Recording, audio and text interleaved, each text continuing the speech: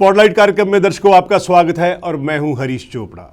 जैसा कि आप जानते हैं कि हमारा ये कार्यक्रम समाज के विभिन्न क्षेत्रों में उल्लेखनीय सेवाएं देने वाले व्यक्तित्व पर आधारित होती है। हम उनके साथ बातचीत करते हैं, संवाद करते हैं और आपके उनके अनुभवों से आपको अवगत कराते हैं।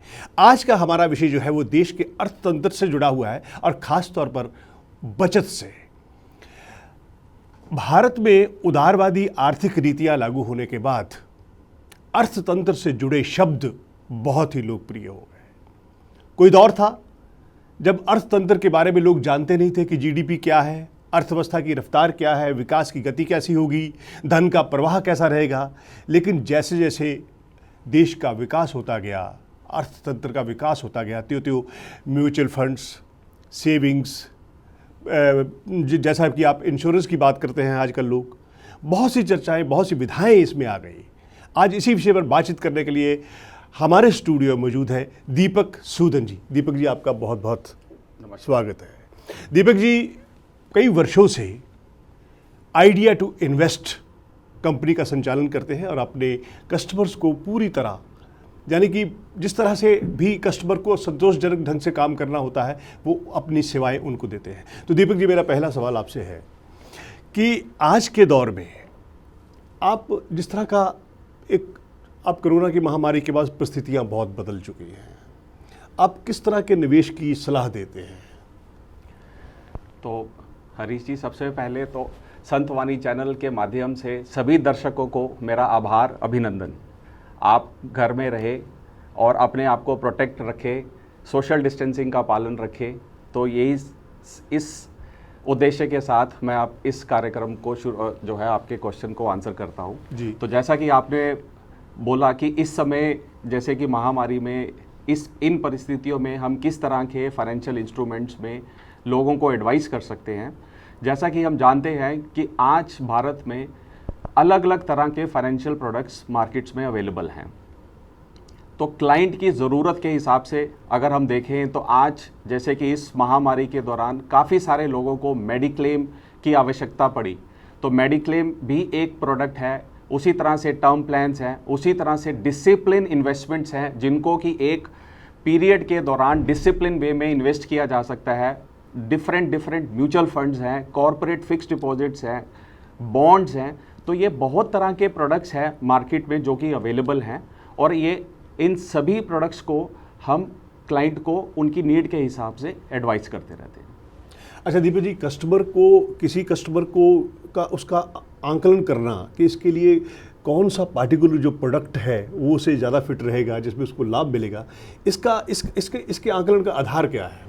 ये आपने बहुत ही एक इम्पोर्टेंट क्वेश्चन पूछा है और मैं ये समझता हूँ कि ये हमारे क्लाइंट को भी ये चीज़ थोड़ी सी इसके बारे में समझ होनी चाहिए। और जब वो कोई भी प्रोडक्ट को इन्वेस्ट करने से पहले वो ये ज़रूर सोचे कि मेरी रिक्वायरमेंट क्या है।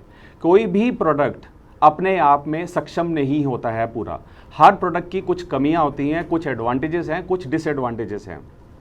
अगर हम प्रोडक्ट को हमारे ऑब्जेक्टिव्स के हिसाब से लेते हैं, जैसे कि अगर हम एक बात करें ग्रैंड पेरेंट्स, अब ग्रैंड पेरेंट्स कहते हैं कि मैं अपने ग्रैंड चिल्ड्रन के लिए कुछ करना चाहता हूँ, तो देयर इज़ अ वे। हम उनको ये बोल सकते हैं, सजेस्ट कर सकते हैं कि क्या आप अपने ग्रैंड चाइल्ड की एजुकेशन को स्पॉन्सर करना चाहेंगे, या कल को आप अपने ग्रैंड चाइल्ड की मैरिज में अगर आप उनको कुछ अपनी तरफ से कुछ आप देना चाहते हैं तो क्या आप उसमें इन्वेस्ट करना चाहेंगे। आपकी रिक्वायरमेंट्स के हिसाब से, मान लीजिए कि आप कहते हैं कि मुझे टैक्स सेविंग करनी है, उसके लिए भी आपके पास एक प्रावधान है। आप कहते हैं कि मुझे डिसिप्लिन वे में इन्वेस्ट करना है, उसके लिए भी प्रावधान है। मैं ये काफ़ी सारे ऐसे दर्शक हैं जो आपके चैनल के माध्यम से मैं ये बताना चाहता हूँ कि जो आज भी शायद मार्केट को देखते तो हैं लेकिन शायद वो इसमें इन्वेस्ट नहीं करते हैं। क्यों? क्योंकि शायद उसकी प्रॉपर एडवाइजरी या उसकी हमें एक बेहतरीन नॉलेज नहीं है। तो आज ऐसी डिसिप्लिन इन्वेस्टमेंट्स मार्केट्स में अवेलेबल हैं जो समय समय पर आपको इन्वेस्ट कराने के साथ साथ जागरूक भी करती हैं और आपके जो लक्ष्य है उसको अचीव करने में हेल्प भी करती हैं। और यही हमारा उद्देश्य रहता है कि हम हमारे क्लाइंट की नीड के हिसाब से उनको एक प्रोडक्ट जो है उनको बताते हैं और उसके एडवांटेजेस और डिसएडवांटेजेस बताने के बाद हम एक सॉल्यूशन पे अराइव करते हैं और फिर हम उसको रेगुलर कस्टमाइज वे में फॉलो करते हैं ताकि मेरे कस्टमर का जो एंड ऑब्जेक्टिव है वो अचीव हो। दीपक जी, हर आदमी चाहे वो व्यक्तिगत हो चाहे वो कोई ग्रुप हो, वो वहीं इन्वेस्ट करना चाहेगा ताकि उसे लाभ मिले। और प्राइवेट सेक्टर में तो ये बात आम धारणा है कि प्राइवेट आदमी सेक्टर में निवेश तभी किया जाता है जब उन्हें उम्मीद होती है कि उसे लाभ मिलता है। एक सवाल मेरे दिमाग में आ रहा है कि विल पीपल मेक मनी और हैव दे मेड मनी? ये बहुत ही इम्पोर्टेंट क्वेश्चन आपने पूछा है अगेन कि क्या लोग पैसा बनाएंगे फ्यूचर में और क्या लोगों ने पैसा बनाया है। तो इसका जो आंसर है वो यही है कि मिक्स तरह का मैं आपको एक रिस्पॉन्स, और इसमें बहुत सारे रीजंस हैं इसकी वजह से। जब क्लाइंट एक उद्देश्य के साथ एक इन्वेस्टमेंट करता है जी, और उस उद्देश्य के साथ उस इन्वेस्टमेंट को स्टिक करता है एंड मोस्ट इंपॉर्टेंटली अपने एडवाइजर के साथ उसको रेगुलर फॉलो अप करता है कि जो मेरा ऑब्जेक्टिव था हम उस ऑब्जेक्टिव के साथ अपने टारगेट की तरफ अचीव कर रहे हैं, अगर वो उसको साथ साथ में फॉलो अप करता है तो बहुत सारे ऐसे लोग हैं जिन्होंने पैसा बनाया है। कुछ लोग ऐसे, जैसे मार्केट की अगर हम बात करें, अब मार्केट में बहुत सारे लोग हैं जिन्होंने पैसा नहीं बनाया। हाँ, मार्केट में एक इंसान ज़रूर है जो 100% पैसा बनाता है, वो है ब्रोकर। वो मैं इसलिए बोल रहा हूँ क्योंकि जब भी आप मार्केट में पैसा निवेश करते हैं तो चाहे आप उसको खरीदें या बेचें, उसकी एक फिक्स जो फीस होती है, जो आमदनी होती है, वो ब्रोकर को मिलती ही मिलती है। तो उसके ज़रिए सबसे पहले पैसा ब्रोकर बनाता है। लेकिन एट द सेम टाइम अगर मैं उस पैसे को एक अवधि के लिए डिसाइड करूं, जैसे कि हम कोई भी एग्जांपल ले लें कि एक फिक्स डिपॉजिट है। आज अगर मैंने एक एफडी 10 लाख रुपए की करी है और मैं उसको 3 महीने के बाद विड्रॉ कर लेता हूं, तो क्या मैंने पैसा बनाया? तो मेरा आंसर है बनाया, लेकिन ना ही के बराबर।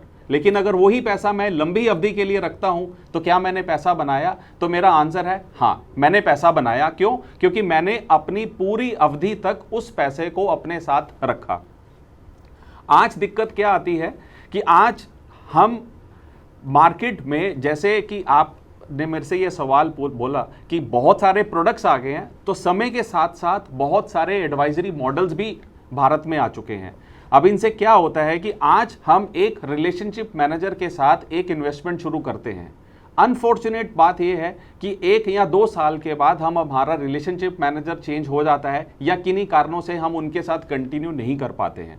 तो ये क्या हो रहा है, उसके बाद कोई नया रिलेशनशिप मैनेजर आता है। जो पुरानी इन्वेस्टमेंट मैंने किसी उद्देश्य के साथ शुरू करी थी, वो मेरा टारगेट शायद कभी अचीव होगा ही नहीं। क्यों? क्योंकि जो नया रिलेशनशिप मैनेजर है वो नए तरीके से उसको शुरू करेगा। तो मेरा उसमें ऑब्जेक्टिव, आपको जो मेरा इसमें जो आंसर जो मैं बताना चाहता हूं आपके माध्यम से, वो यही है कि अगर मैं एक प्रोडक्ट को डिसाइड करता हूं तो सबसे पहले तो मैं वहीं डिसाइड कर लूं अपने रिलेशनशिप मैनेजर के थ्रू कि मेरे लिए कौन सा प्रोडक्ट बेहतरीन है, जो मेरी इस पर्टिकुलर रिक्वायरमेंट को, चाहे वो मेरी रिटायरमेंट है, चाहे वो चाइल्ड एजुकेशन है, चाहे वो वेल्थ क्रिएशन है, उसके लिए बेहतरीन है। उसके साथ मैं उसकी टर्म को डिसाइड कर लूँ कि आज से 10 साल या 12 साल या 6 साल के बाद मुझे इस पैसे की ज़रूरत पड़ेगी। फिर मैं उस पैसे को रेगुलरली निवेश करता रहूँ एंड मोस्ट इंपॉर्टेंटली हर 3 महीने में, 4 महीने में, 6 महीने में उसका आंकलन करता रहूँ, जैसा कि आपने बताया। और अगर मैं उसका आंकलन रेगुलर फेस में करता रहूंगा और उस पैसे को लंबी अवधि तक रखूंगा, माफ कीजिएगा, तो 100% कस्टमर्स का पैसा बनेगा। जिन जिन कस्टमर्स ने पास्ट में पूरी अवधि तक पैसा रखा है उनका पैसा बना है। दीपक जी ने बहुत ही बेहतरीन ढंग से निवेश की संभावनाओं के बारे में बताया।